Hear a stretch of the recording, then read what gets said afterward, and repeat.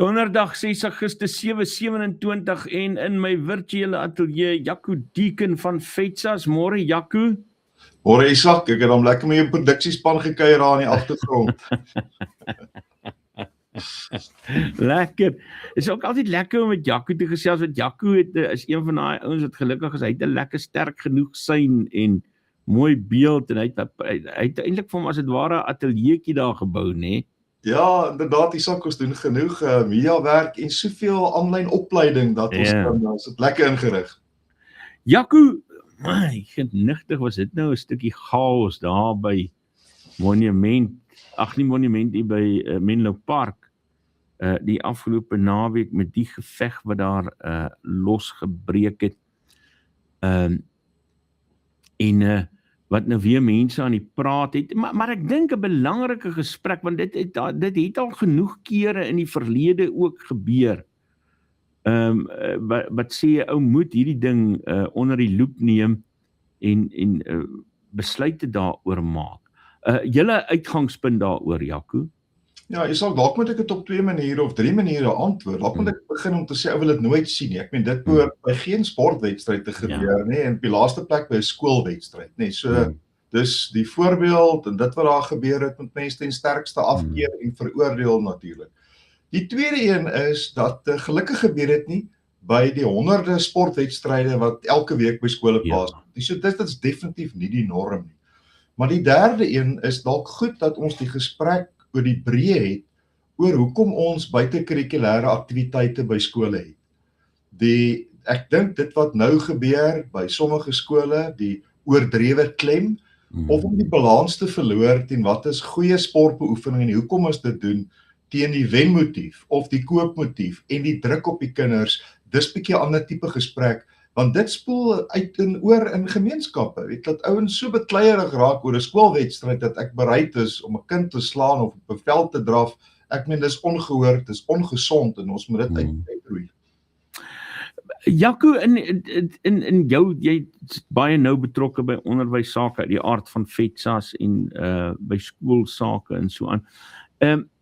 Wat sou jy sê is 'n verklaring vir so iets? Soos jy sê, dit gebeur daarom gelukkig nie by elke wedstryd nie, maar dit is 'n ernstige genoeg voorval om die vraag te vra, uit wat word dit gebore? Ja, Isak, ek dink ook nie daar's net 'n enkele antwoord nie. Ek dink daar's verskeie faktore. Die druk om te wen is verseker daar en dis partykeer hoekom kinders op die veld begin droog maak. Maar weer eens, dis kinders, so hulle is nog nie volwassenes nie. So ou moet dit nou as 'n leergeleentheid gebruik om te sê, dit werk nie so in die lewe nie, dit moet hy hanteer. Dis amper makliker. Maar die tweede een is as buitepartye dit vir die skool moeilik maak. Ouers of dan nou selfs buiteondersteuners of oudleerders wat inkom, en by jou ou skool of by jou skool is daar altyd emosie by betrokke as daar kinders is. Sport maak 'n ander emosie in ons wakker. Ek meen, ek is 'n passievolle cheetah ondersteuner. As daai manne in die hoek gaan druk, spring ek op en af asof ek gedruk het. En jy leef in die teleurstelling, maar jy moet ook besef waar is daardie grense. Ek is nie binne daai 4 vlaggies op die veld nie en ou moet dit kan besef. Maar ek dink aan die ander kant wat hy ook moet sê, is dat jy kan nie as 'n ouer jou onvervulde drome probeer leef deur die lewens van jou kinders nie. Eie lewens, eie prosesse en dit respekteer, en ek dink baie ouers het onrealistiese verwagtinge, dink 'n gewone onder 13B wedstryd is op toetsvlak, en die skeieregter is op toetsvlak, en die kinders moet op daai vlak presteer, want jy kyk uit 'n bepaalde perspektief wat nie gesond is uit 'n opvoedkundige hoek, en natuurlik as ouer. Dis belaglik om dit so te hanteer. Jaco, daar's soms skole wat hulle as 'n norm daaraan skuldig maak. Ek wil nou nie die beskuldiging na E.G. Jansen toe rig nie, want mens weet nie wat die patroon is nie, maar ek weet daar was verlede jare voorval hier by ons in Nelspruit gewees, en ek weet van ander voorvalle waar die spesifieke skool ook op die manier betrokke was. Sou mense uitsondering van sekere skole kon maak? Sou dit billik wees? Ja, ek dink as ou nou sê skole wat 'n bietjie meer skuldig maak, partykeer sien ons dalk in die media dalk net party skole se naam dalk meer as een keer, nee. Ek dink daar's dalk 'n paar skole wat hulle meer skuldig maak wat net nooit die media opskrifte haal of in die koerant kom nie. En ek dink in daardie gevalle word wys die vingers eintlik 100% terug na die leierskap in daardie skool toe, nê. Dit gaan jou skoolhoof toe, dit gaan jou beheerliggaam toe en die vraag is hoe lyk jou kultuur in jou skool? As jy nie gesonde kultuur het nie, dan gaan hierdie goed uitspoel en uitspeel op sportvelde in jou skoolgemeenskap. So dit gaan regtig oor 'n kultuur en leiers bepaal die kultuur in 'n skool. Natuurlik is daar uitsonderings. En as dit gebeur, dan moet leierskap ferm optree. Ek meen 'n beheerliggaam kan 'n ouer wat hom of haar wangedra langs 'n sportveld belet om die skoolterrein te betree. Of 'n oud leerder wat jou in die skande steek, kan jy letterlik belet om daar te wees.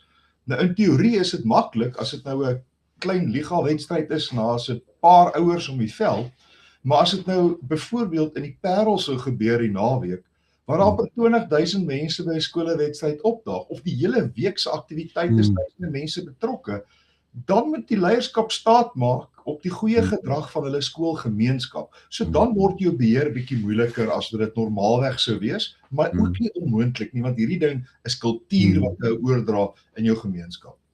Ek wil nou vinnig praat oor die beheer. Ek is uit die aard van die saak nie daar gewees nie. En ek kry nou maar my inligting ook maar uit die berigte wat daar rondom geplaas word. Maar gepraat van beheer, dit klink nie vir my asof Menlo Park hulle skuldig gemaak het aan swak beheer nie, dat hierdie voorval in weerwil van, want ek bedoel daar's reëlings, wat sorg dat daar 'n afstand is van die veld af, maar dat selfs hierdie reëlings toe nou nie genoeg was om 'n voorval soos hierdie te verhoed nie. Ek weet nie, ek vra. Ja, dis 'n goeie vraag, nee. En ek meen, hoe hoog moet die heining nou wees om die rugbyveld? Jy sal onthou, daar was mos 'n wedstryd tussen die Bokke en die All Blacks gewees, waar daai man op die veld gestorm het en die skeieregter langs die skram plat geduik het. 'n Internasionale wedstryd. Met hoeveel polisie en sekuriteit wat daar is. So, jou sekuriteitsmaatreëls is belangrik, maar dit kan ook op 'n of ander manier omseil word. En ek dink jou sportfederasie speel 'n belangrike rol. Ek dink dit is onder andere een van die vereistes van SARFU en die provinsiale sportfederasies, is daar protokolle oor die afstande wat toeskouers van die veld moet wees, juis om die wedstryd, die spelers en natuurlik die skeieregter te beskerm. En jy is 100% reg, daar's reëlings van hoe ver jy mag wees, maar ek wil, dis nou nie 'n draad met geelektrifiseerd nie. Ek meen, die ouens kan eintlik oorspring. En dis nou ook nie soos 'n groot sportwedstryd, jy klop polisiemanne of destyds nog die honde gehad het, 'n ou beheer het wat omgekom het. Dit is maar gewone skoolwedstryd. So, daar's eintlik nie soveel wat 'n skool regtig kan doen en kan polisieer. So, dit is so moeilik dat die skool eintlik moet pak slaag kry vir iets wat 'n buiteparty by sy skoolterrein kom doen het. Ek glo dat E.G. Jansen regtig die voorval betreur en dat hulle die regte stappe daarop wil neem, maar ek het tog gevraag oor die verskoning wat hulle aanbied om die oortreding van hulle groep amper te verontskuldig of te regverdig eerder. Om te sê, maar daar was rassistiese uitlatings gemaak teen ons. Hoe reageer mense op dit, Jaco, uit jou oogpunt uit? Ja, ek dink ons is bietjie voortydig. Ek dink die skole moet nou 'n behoorlike geleentheid kry om hulle ondersoeke te doen en feite in plek te kry, en iewers gaan hierdie twee skole wel aan 'n tafel moet sit om met mekaar te praat. Ek dink dit is belangrik. Maar hier moet ou nog onderskei tussen ons openbare verhore wat alles eintlik in die media uitspeel na oop hof en dit wat nou by 'n skool gaan gebeur. So die oomblik wat jou kinders betrokke is, dan het die skolewet vir ons bepaalde riglyne en die beheerliggaam moet hierdie nou hanteer in terme van die gedragskode. So min van ons gaan eintlik nou weet presies wat het toe nou gebeur. As kinders en hoe is hulle gestraf? Dit gaan nie gebeur nie, want dis opvoedkundige ruimte nommer 1. Nommer 2, as haar ouers betrokke is, gaan die beheerliggaam ook 'n bepaalde proses kan volg. Maar as daar buitepartye is, dan gaan die strafreg 'n rol speel en dit sal ons hoor. Of ons sal ook hoor wat die sportfederasies se reaksie gaan wees op die verslae wat die skole indien. Maar ek dink die skole behoort nie nou eintlik verder direk met mekaar te gesels tot hulle interne prosesse nie afgehandel is nie. En die volgende gesprek moet verseker eintlik agter geslote deure plaasvind oor protokolle hoe hulle hierdie verhouding gaan herstel, want hulle gaan weet teen mekaar speel in die toekoms. En skole is tegnies nie opponente nie, ons werk in dieselfde sektor om die beste belang van kinders te dien. So ou moet oor hierdie hekkie kom. Dis nog 'n belangrike punt wat jy nou maak. ek wil gou ook gesels oor die toekoms van die spesifieke jong spelers wat daarbey betrokke is. Die ouers is 'n ander saak.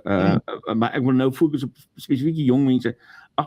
Jaco, as 'n mens gaan kyk na Springbok wedstryde, internasionale wedstryde, is daar oomblikke waarin spelers half waansinnig binne die kookpot waarin hulle is reageer en dan breek daar 'n massa geveg uit wat vir ons nou maar half barbaars lyk, maar dat is in die hitte van die stryd en so aan. So ek wil nou vir 'n oomblik sag en vergewensgesind teenoor die jong spelers ook wees. Wie is hulle dan nou beter as die Springbokke om ook nie in 'n oomblik van hitte te reageer soos wat daar gereageer is nie?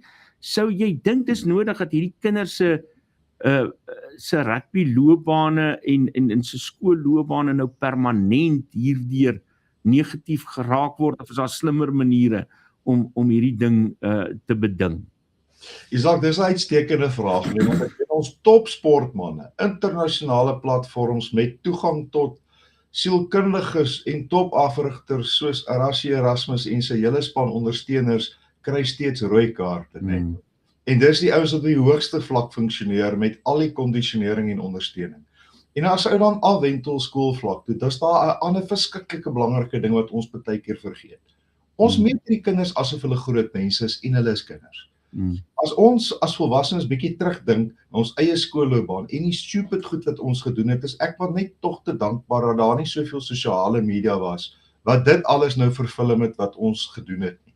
Maar dit beteken ook dat as 'n jong mens toets ou die grense in die Engelse sê ek figure nog die lewe uit. En nou wat ons hierdie jong mense kan help om te sê, die plan wat jy gemaak het was nie 'n goeie plan nie. Of hoe gaan jy in die werksplek reageer as 'n ou konstant hier in jou oor iets fluister wie jy nie is nie? Hoe behoort 'n mens te reageer? So skooldissipline en ook alle goed buite die klaskamer wat 'n skool aanbied, of dit nou jou redenaarsdebat, skaak, rugby, netbal, al die buitekurrikulêre aktiwiteite het steeds 'n opvoedkundige doel. So onderwys gaan nie oor 'n matriek sertifikaat nie. Dit gaan om 'n kind gereed te maak vir die lewe. En so dis hoekom sport eintlik ook so belangrik is by skole. Jy wil nie sport afskaf nie, dit verryk so die onderwysomgewing. Jy leer om 'n span te werk, jy moet leer om druk te hanteer. Jy moet leer om die faktore wat inwerk op jou prestasie bietjie op die kant te kan skuif en daarmee te deel. So dit sal 'n kwade dag wees as ons hierdie insident omskakel in 'n strafstelsel, 'n vernietigende proses. Maar in 'n leerproses is daar ook baie keer 'n strafkomponent. Om te sê eienaarskap vat en die manier hoe ek dit doen, daar's daar natuurlik straf. Ek gaan ook 'n paar wedstryde mis, ek verbeer bepaalde regte, maar die doel is nie om my te vernietig nie, die doel is dat ek kan leer, dat in my volgende wedstryd op die veld gaan ek beter doen. Want dis wat onderwys is. Ek leer om 'n beter mens te word om 'n groot verskil te maak. En Isak, daar is wat die goed in jou oorfluister, hulle gaan nie weg as jy volwasse mense is nie. Ja. Jy beleef dit weer. So hoe leer ons die kinders om dit regtig goed te hanteer? So jy moet sulke kinders in staat stel om weer te kan terugkeer. Absoluut. En nie op so 'n manier te verhoed dat dit hom stop sit nie. Ja, selfs die rooi kaart op internasionale rugby is 'n harde straf vir so 'n paar wedstryde, maar iewers kan jy dan weer terugkom. True story. Ja. Maar nou wil ek gou by ouers kom, want ek dink daar moet 'n harder oordeel wees. Ja. Ek weet nie, dalk is ek naïef as ek dit sê, maar ek het tog 'n gevoel ouers moet 'n harder oordeel oor hierdie ding kry as die kinders en iets sal moet gedoen word. Want ek sien dit by te veel wedstryde hoe ouers oor emosioneel investeer in hierdie byeenkomste. Ja, ek nou self direk beleef met ons kinders op skool en die wedstryde, hoe party ouers langs die veld te kere gaan en partykeer moet hy ook nie vergeet van 'n passievolle oupa en 'n ouma nie.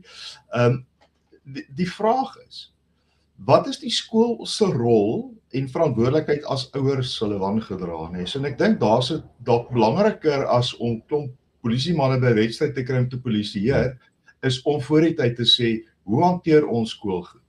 Nou, by die skole waar my kinders is daar ook 'n gedragskode vir ouers. En baie keer in die begin van 'n seisoen word dit uitgestuur. Of ek het hier by die een laerskool die mooiste klomp bordjies wat daar opgesit is om te sê, onthou, Dis kinders, dis nie 'n toetswedstryd nie, of dis nie die eindstryd van die wêreldbeker, die kinders is hier om te geniet, amper sulke visuele, net ouers onthou eintlik waaroor dit gaan, nommer 1. Maar jou afrigter van die span speel net so 'n belangrike rol, want dis ewe die naaste kontak het ook met die ouers. Om pa en ma by mekaar te maak om te sê, jong, as jy so skree langs die veld, dan verwar jy eintlik jou kind. Moedig aan, maar moenie afbreekend wees nie. Moenie nuwe instruksies vir die kind skree nie. Ons het 'n bepaalde wedstrydplan.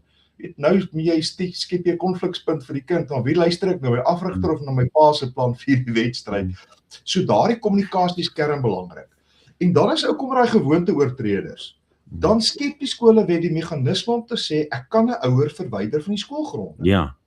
'n Ouer kan belet word om daar te wees. Nou ek was self weerliggaam gewees vir ons meer as een keer vir 'n ouer gesê, as jy weer wangedra, gaan ons jou terrein belet. En die pa het vir my 'n keer gesê, niemand kon hom belet om na die buurskole toe te gaan nie, en toe glimlag ek, want ons het vir die buurskole 'n naam en 'n foto gestuur om te sê, hierdie ouers belet by ons skoolterrein, jy kan hom nie gedra nie, belet hom ook by julle, vir verleentheid, nie net vir ons skool nie, maar vir die kind. En ek het ook eerstehands beleef van 'n ongelooflike dogter wat die mooiste netbal speel as haar ma nie teenwoordig is nie. Die oomblik as haar ma opdaag by die wedstryd, dan kan jy sien hoe daai kind absoluut begin bewe en foute maak, en die eerste fout wat die kind maak, dan daarmee maar daai kind, dan speel sy nog slegter. So die ma se teenwoordigheid, hoe goed bedoel dit ook al sal wees, daai kind so beïnvloed dat sy nie kon speel nie. En dan is die vraag regtig, mamma, wat maak jy dat jou kind vakke speel as jy opdaag? En daai is 'n verhoudingsprobleem by die skool, maar die skool se verantwoordelikheid is, mamma, kon ons 'n bietjie mee op pad begin stap om jou te help om 'n beter ouer te wees, jy dogter beter te ondersteun. So jy kan nie ook net sê ek stap weg nie, want skole is plekke waar ons mense leer om beter mense te wees. Klink amper soos my golf, as ek alleen speel ek heerlik. As ek saam met iemand speel, dan kry ek nie daai bal raak. Jy sê jy sal. Ietsie daarvan is nogals waar, ook in spansporte, nee. Ek wil net nog so 'n bietjie stil staan by die ouer ding as jy nie omgee nie. Ek gaan nou vir jou laat gaan. Maar ek dink ook daar's 'n opvoedingstaak vir ouers as ek so kyk na hulle rondom 'n rugbyveld in die manier hoe jy kinders ondersteun. Nou jy's in die lig van dit wat jy gesê het, want ek het al gesien mense wat vir kinders slag hom, breek sy knieë. Dis nie die tipe ondersteuning wat mense vir span gee nie, man. Jy juig mos as hy hardloop en sê mooi geloop en so, maar hierdie geniepsigheid en sulke goeders, ouers moet wegbly van dit af. Ja, kyk, dis nie 'n hokgeveg waar Driekus is nie, nê. So jy moet nou kyk met by netbalwedstryd is al 'n bepaalde goed wat jy vir jou kind kan sê en nie kan sê nie.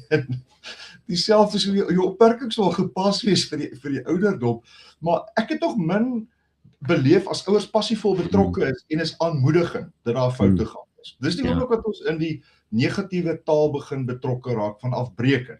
En ek reageer op 'n teenstander of ek reageer op 'n besluit van 'n wedstrydbeampte. Wie laat ek mos al 'n paar keer moes ek ook maar ernstig hier op my tong by en my lip byt om net niks te sê nie, maar die ouens weet ook nou Jaco Deeken is 'n passievolle cheetah ondersteuner. Nou daar moet ek ook al bietjie stiller begin bly oor wat ek sê, maar jy leef jouself so dit in. En ek dink daar moet ons pappas en mammas die hele tyd herinner, ek is daar om my kind te bou en nie te breek nie. En ek dink ons moet baie meer vir mekaar sê. En ek dink dis hoekom die gesprek oor die breë van sport so belangrik is. Ek kan nie verstaan dat 'n skool, dat ouers dink 'n skool se identiteit, al die vakke wat aangebied word en al die aktiwiteite word gemeet aan een Saterdag se 80 minute op die veld. Dis nie hoe jy skool se sukses meet nie. Dis 'n lekker deel van skool. Daai telling bepaal tog nie of hierdie 'n goeie skool is nie.